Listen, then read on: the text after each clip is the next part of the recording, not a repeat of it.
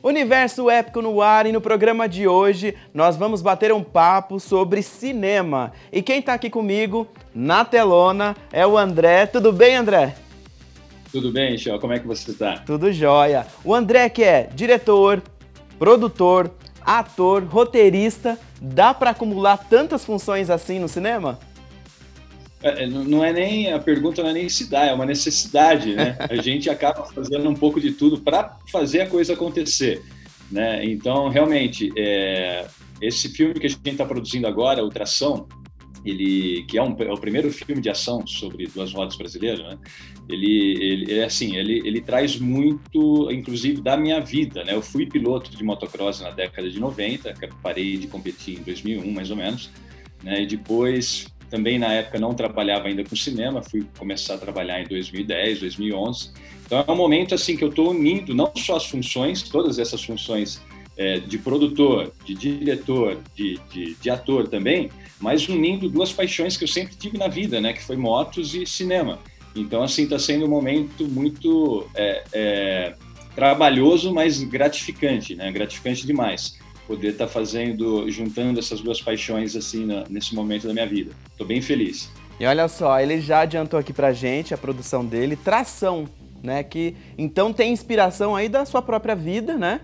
E sim, conta um pouco da história. O Tração, ele é um filme de entretenimento sem muitas pretensões de discursos sociais e tudo mais, embora ele tenha até uma camada de empoderamento feminino, da relação de amizade, de valores de família, mas é um filme de entretenimento realmente. A gente tem uma proposta muito parecida com a do Velozes e Furiosos, só que com motos, né? O Tração, ele conta a história de pilotos de motocross e de outras modalidades que são convidados para uma competição nova, realizada por um milionário egocêntrico, que é o Di Mello, personagem do Nelson Freitas, que inclusive a gente vai criar uma competição no filme, é quase que uma prova de revezamento virtual, né, envolvendo 5 categorias, freestyle, motocross, moto velocidade, motocross, supercross e supermoto. Então imagina que cada categoria, e o piloto que passar primeiro na linha de chegada, ele desce correndo da moto, aperta a cor da sua equipe numa tela touchscreen, que ativa automaticamente a largada em outro circuito, em outro lugar. E da mesma forma aí, depois no motocross, o cara passa, aperta a tela, ativa a largada no supercross, depois na moto velocidade. Então a gente criou, né, essa competição unindo essas 5 modalidades. Inclusive há a possibilidade de a gente realizar esse evento de verdade próximo ao lançamento do filme, o ano que vem, né? A gente está conversando aí com a CBM, que é a Confederação Brasileira de Motociclismo, que está nos apoiando também. Enfim, eles vão para essa competição, vencem essa competição e depois acabam caindo numa cilada e entram numa corrida aí contra o tempo para se safar. Eu não posso falar muito porque são coisas novas que a gente traz na narrativa, e para um diretor comentar sobre a história fica um pouco pesado, né? Soa muito como spoiler, mas eu garanto que tem um pouco de suspense, tem muita cena de ação, tem muita perseguição. A gente está rodando mais de 50% do filme na região de Campinas, né? A equipe técnica e a parte de produção, na sua maioria, é da região de Campinas. O elenco, na sua maior parte, é do Rio e São Paulo, né? A gente tem nomes aí como Marcos Pasquim, Maurício Meirelles, Nelson Freitas, André Ramiro, Paola Rodrigues, Bruno Altieri, tem Fiuk, tem Duda Nagli, eu faço uma participação também como ator e muito mais gente, né? A gente conta inclusive com a participação de alguns atores e figuração aqui da região de Campinas também. Como assim, é que você conseguiu reunir toda essa galera aí e eles apostarem nessa ideia, embarcarem nesse projeto? Michel, isso que me deixou mais fascinado ainda pelo filme, porque a gente entrou nesse projeto, né, na parte de começar a escrever roteiro e de produção, no final de 2018, né? Depois eu entrei na produção do Máscaras, que foi meu primeiro longa, que a gente rodou em janeiro de 2019. Em seguida, a gente já tinha um outro roteiro pronto para rodar, que é o Amor Confuso Amor, que a gente rodou em julho de 2019. E esse projeto foi caminhando em paralelo. E na minha experiência de produção, principalmente de longas-metragens, eu nunca vi um projeto fluir tão organicamente como esse, tanto na parte de captação de patrocínio, de conseguir fechar a equipe técnica e fechar elenco. Por quê? Ele tem uma essência na história que atrai muita atenção. É o primeiro filme desse tipo, não existe nada desse tipo. No Brasil, com certeza, mas talvez na América Latina, né? Nos Estados Unidos, eu sei que tem pelo menos uns 2 filmes que retratam um pouco desse universo do motocross, mas nada muito direto igual a gente está fazendo, né? Vivendo o cotidiano desses pilotos, né? E incluindo aí uma narrativa paralela que inclui, que traz um pouco também de não de ação, mas de intriga, né? Ele é muito inspirado nos heist movies, né? Ele é um heist movie, né? Ele é um filme de perseguição. Então envolve um assalto, envolve um conflito a ser resolvido, né? Um perigo iminente. Então traz isso. E todo mundo que eu apresentava, tanto o projeto quanto para o elenco, para ler o roteiro, o pessoal se apaixonava, né? E não teve nenhuma pessoa que não quis participar, tanto da parte da iniciativa privada, de patrocínio, e que inclusive a gente fechou com verba assim, direta, são apoios diretos. A gente não está em nenhuma lei de incentivo, fundo setorial do audiovisual, nada. São empresas que realmente colocaram a mão no bolso e investiram no projeto porque viram o potencial que ele tinha, né? E, de fato, ele tem um potencial de sucesso, de público muito forte, mas comercial também. E dá uma garantia para quem está entrando, né? Tanto os patrocinadores quanto o elenco.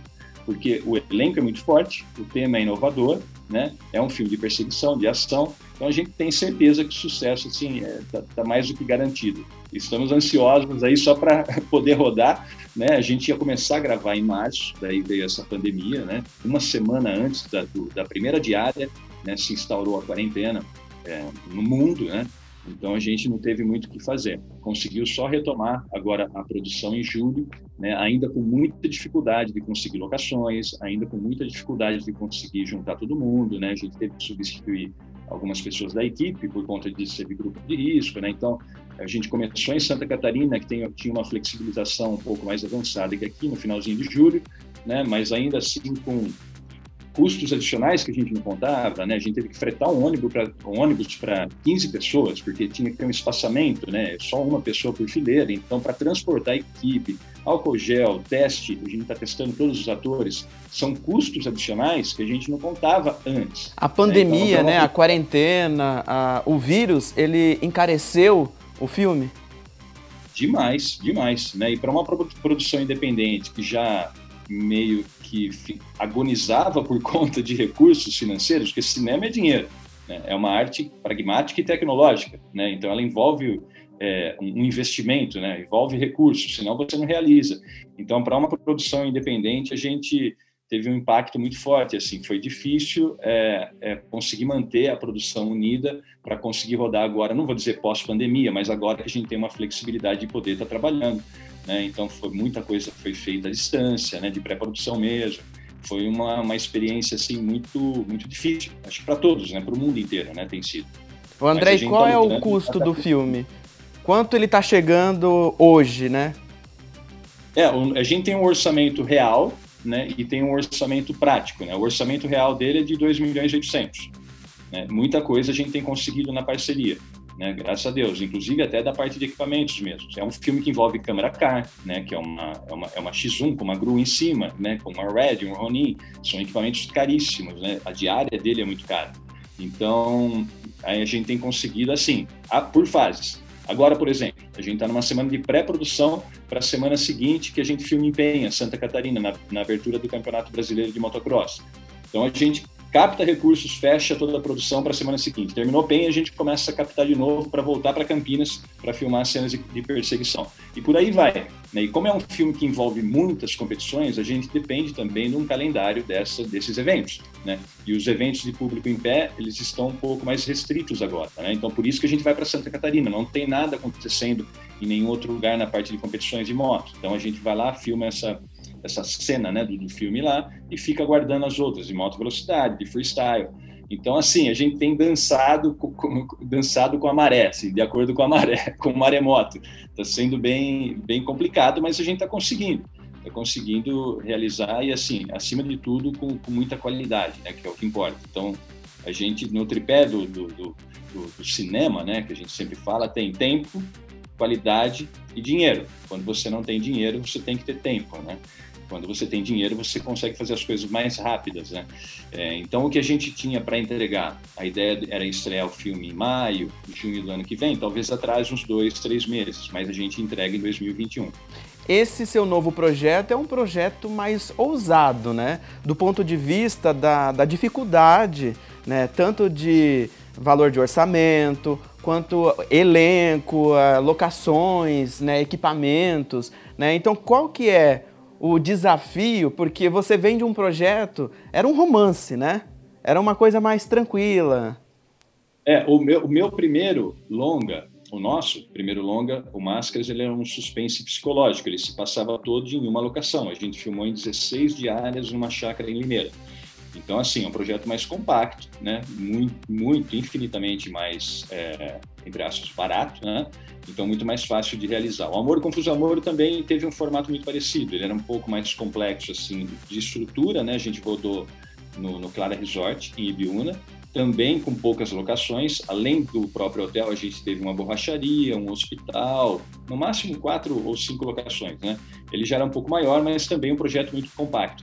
O Tração não, né? Ele é uma super produção, né? Se não nos recursos, né? Pelo menos no formato. Então ele exige ele é mais rebuscado, né? Até de valor de produção mesmo. Então, assim, eu concordo que ele é um projeto ousado, né? Mas graças, inclusive, à minha experiência no mundo do motociclismo, né? Eu tinha muito contatos, o que me deu um pouco mais de segurança e portas se abrindo, inclusive, para negociar com algumas empresas do meio. A gente tem patrocínios do segmento, por exemplo, da Honda, Motos do Brasil, tem da Burig Pneus, né, que fabrica pneus para off-road e para motocross, tem da Protorque, que é a maior empresa de motopeças da América Latina. Então a gente conseguiu atrair a atenção dessas iniciativas privadas do segmento do motociclismo. E não só, né? Fora do motociclismo também, a gente fechou com Harvus Energético, com Hugo Pietro Vinhos, a Miura Investimentos, que é uma empresa local aqui de Campinas, na qual inclusive a gente filmou uma cena no estabelecimento deles, também acreditou no projeto. Então a gente tem, como eu te falei, ele atrai muita atenção, né? Ele tem muito potencial. Até hoje, né, a gente continua captando, né, fazendo fase a fase, mas eu não encontrei ninguém que não quisesse, assim, foram poucas negativas das propostas que a gente enviou para todo mundo. O pessoal quer estar no projeto de alguma forma, né? E quando não consegue, né, de acordo com o que a gente oferece, você percebe que a pessoa fica muito sentida, né? A empresa, ela quer estar junto, quer estar associando a marca dela ao tema, né, à narrativa e também aos nomes, né, que são nomes consagrados que a gente conseguiu juntar, né? E esses nomes viram ali, sim, né, o elenco principalmente, viram ali sim o potencial, né, de explorar o seu lado artístico, de trabalhar numa narrativa diferente. Então, quando tem essência, Michel, a coisa acontece. A gente está acreditando muito. É uma história boa, um tema bom, então vai fluir organicamente. A gente está lutando, lógico, com todas essas questões de pandemia, né, que encarecem muito mais o projeto, mas ele está fluindo muito bem. Está fluindo muito bem. Ô André, quando você, né, como produtor, como diretor, como, né, o master envolvido no projeto, planeja desde o roteiro, desde as locações, as gravações, né, as filmagens, você já planeja a distribuição, as sessões lá na frente ou não? Primeiro, são por partes, né? Primeiro a gente faz, filma e depois que a gente começa a pensar na distribuição ou não? Porque assim, você já pensa no futuro dessa sessão? Como é que vai ser? Nos 2 primeiros filmes, eles eram mais autorais, vamos dizer assim, né? Eu não gosto muito do termo comercial, mas eram projetos mais conceituais, o Máscaras e o Amor Confuso Amor, né? Então a ideia foi rodar, a gente vai rodar e depois ir para festival.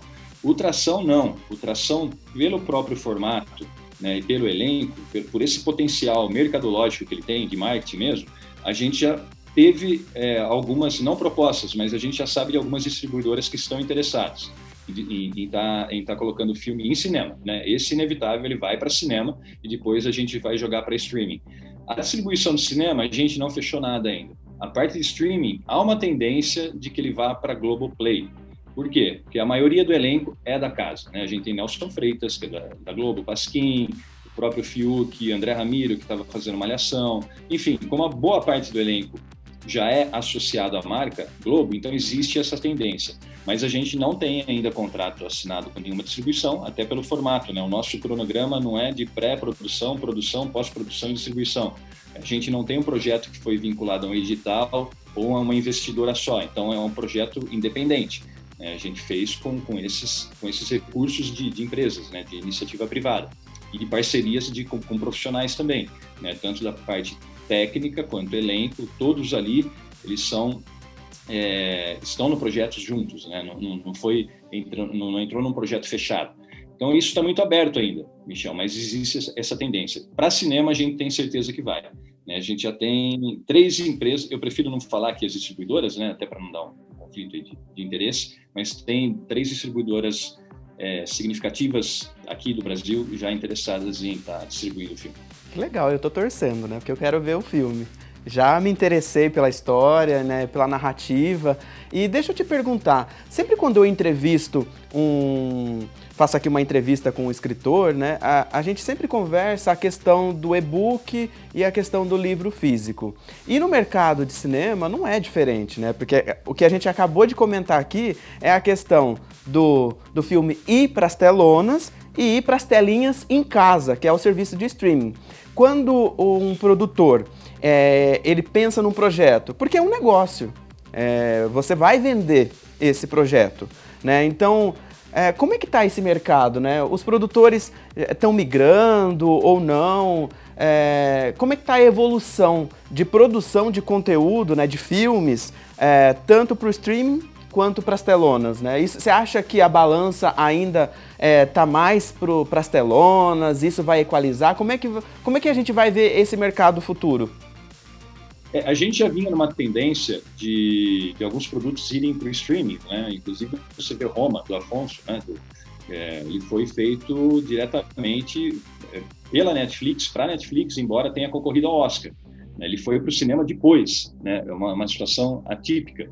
Né? Vários outros filmes, inclusive, até o Scorsese tem trabalhado dessa forma, né? Captado dinheiro direto da Netflix para poder realizar o seu projeto.